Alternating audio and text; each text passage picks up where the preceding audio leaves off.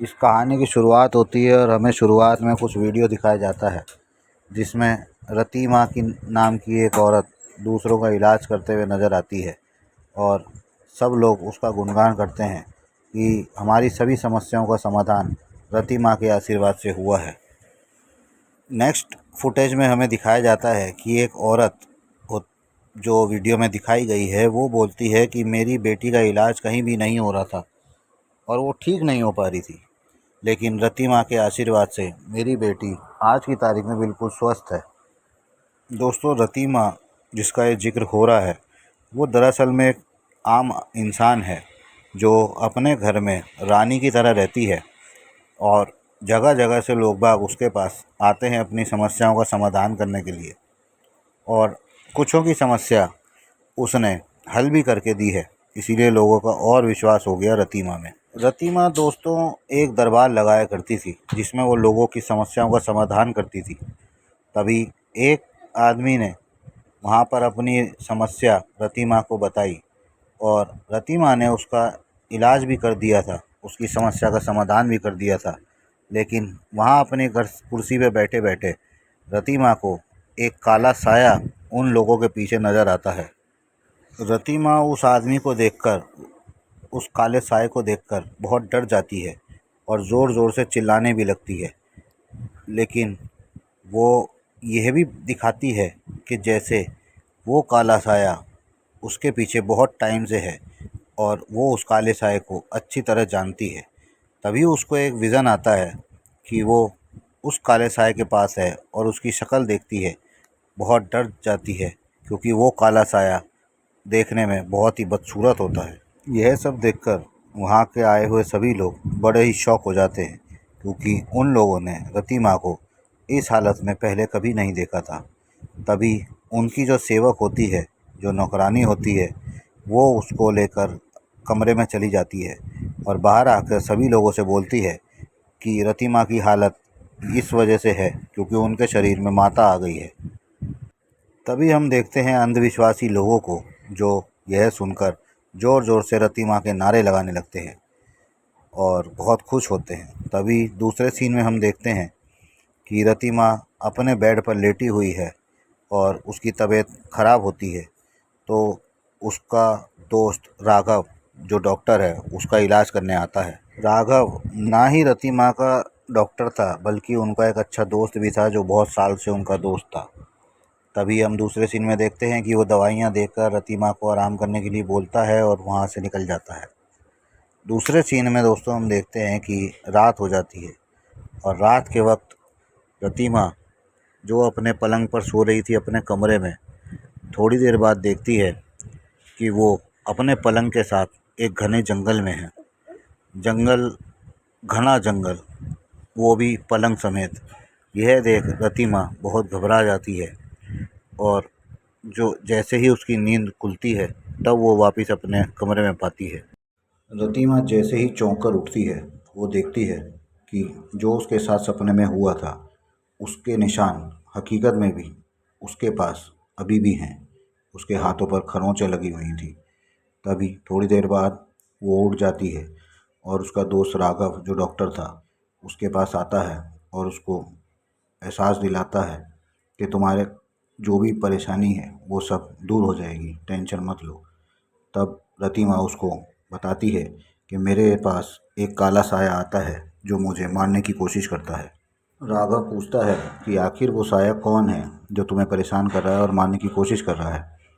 तब रतीमा बोलती है कि तुम्हें अभी मेरे बारे में पूरी सच्चाई नहीं पता, मैं आज तुम्हें सच्चाई बताती हूँ। जब मैं फ़िल्म इंडस्ट्री में काम करती थी तो एक जूनियर आर्टिस्ट और मैं भी जूनियर आर्टिस्ट, हम दोनों एक दूसरे से प्यार करते थे। तभी की ये बात है कि हम दोनों में बहुत गहरा प्यार हो गया था और हमारे संबंध भी बन गए थे।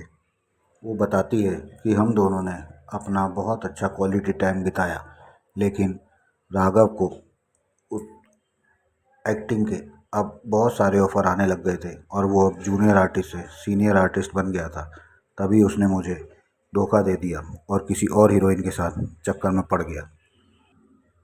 रतीमा जब ये बातें राघव को बता रही थी तब वो नहाते हुए ये सब बातें बता रही थी। तभी अचानक से बहुत ज़ोर से आवाज़ आती है और राघव तुरंत नीचे की तरफ भागता है। नीचे की ओर उतरते वक्त जब वो पहुंचता है तो देखता है सुनीता, जो रतिमा की नौकरानी थी, सर के ऊपर झूमर गिरने से बहुत घायल हो गई थी। तभी वो राघव और कुछ नहीं देखता और एम्बुलेंस को फ़ोन करता है। राघव एम्बुलेंस को घर का एड्रेस देता है और एम्बुलेंस को तुरंत आने के लिए बोलता है, लेकिन अभी तक राघव को ये नहीं पता कि ये झूमर उसके ऊपर कैसे गिरा। तभी हम देखते हैं कि रतिमा, जो बाथटब में नहा रही थी, अचानक उसको ये एहसास होता है कि उसके आसपास कोई है। नहाते नहाते जब वो आगे की तरफ देखती है तो उसे वही काला साया नज़र आता है जो उसके पीछे पड़ा होता है। वो उसको नुकसान पहुंचाने की कोशिश भी करता है, लेकिन तभी रतिमा खूब ज़ोर से चिल्लाने लगती है। चिल्लाने की आवाज़ सुनते ही राघव फटाफट दौड़ कर ऊपर आता है। सही वक्त पे राघव और रतिमा के पास पहुंचकर उसकी जान तो बचा लेता है, लेकिन धीरे धीरे रतिमा की हालत दिन पर दिन खराब होती जाती है। उसे एक भूत नज़र आता है जो हमेशा उसे मारने की कोशिश करता है। तभी वो उसको वहाँ से ले जाकर बाहर की तरफ लेकर जाता है। इस हादसे से उबरने के लिए रतिमा जितने भी उनके भक्त थे या चाहने वाले थे, जो लोग थे, उन सब से उन्होंने मिलना बंद कर दिया। कुछ दिन वो दूर शांति एकांत चाहती थी, इसलिए सबको उसने मना कर दिया। राघव हमेशा अपनी दोस्त रतिमा के साथ रहता था, उसकी सेहत पे तबीयत पे नज़र रखता था।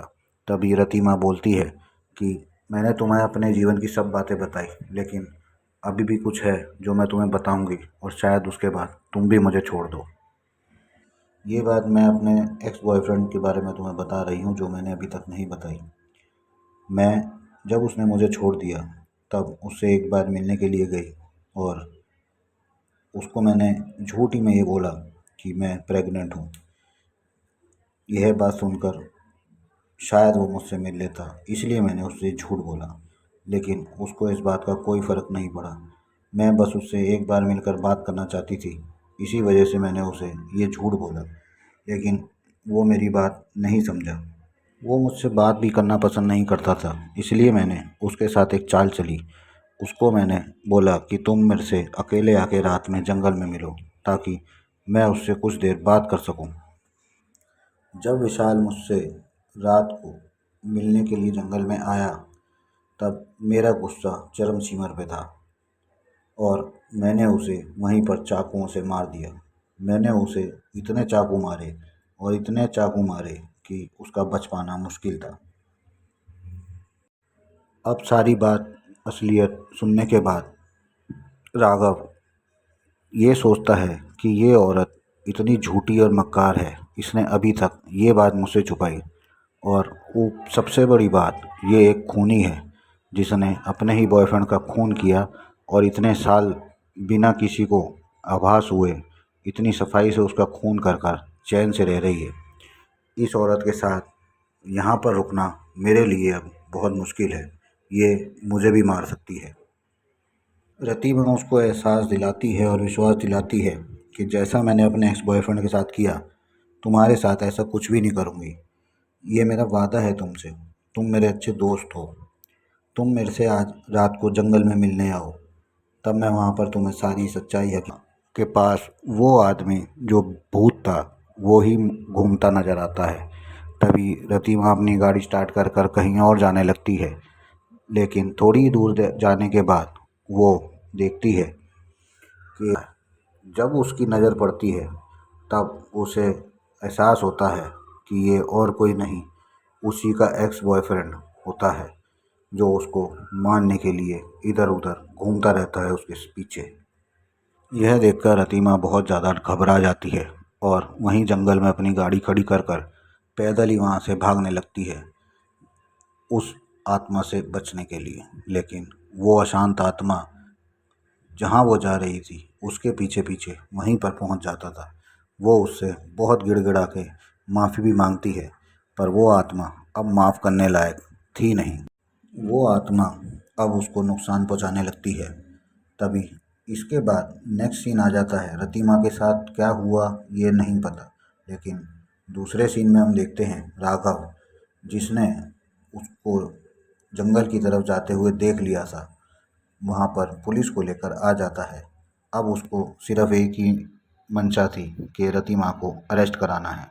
पुलिस भी सारी तरफ जंगल में उसको ढूंढती है पर वो मिलती नहीं, और राघव को ये पता था कि उसने जो किया वो गलत है और इसकी सज़ा उसको मिलनी चाहिए। तभी थोड़ी देर बाद हम देखते हैं कि रतिमा मिल जाती है और वो हाथ में एक कंकाल लिए बैठी थी जो उसके एक्स बॉयफ्रेंड का था। तभी हम देखते हैं कि रतिमा उस कंकाल को अपनी गोद में बैठा के हंस रही थी और बड़ी अजीबोगरीब हरकतें भी कर रही थी। इसका मतलब उस भयानक आत्मा ने अपना बदला इसको मारने की बजाय इसका दिमागी संतुलन खोकर ज़िंदगी भर इसको तड़पने के लिए ऐसा कर दिया। उस आत्मा ने इसको जिंदा इसलिए छोड़ा कि अब ये पूरी ज़िंदगी दर दर भटकती रहे और पागलों की तरह हरकतें करे, क्योंकि इसका दिमागी संतुलन बिल्कुल ख़राब कर दिया था। लेकिन उसने जो भी किया वो सरासर बहुत गलत किया। ऐसा किसी को किसी के साथ भी नहीं करना चाहिए। उसकी सज़ा यही है जो उसे उस आत्मा ने दी। साथ ही में दोस्तों हमें ये भी पता लगता है कि वो जितने भी उसके भक्त बने घूम रहे थे वो उनका नकली इलाज करती थी और ढोंग करके लोगों को अपनी तरफ आकर्षित करती थी। इसी के साथ दोस्तों इस कहानी का एंड होता है। कहानी अच्छी लगी हो तो चैनल को लाइक सब्सक्राइब ज़रूर कर दीजिएगा। हम मिलते हैं अगली कहानी में। फेस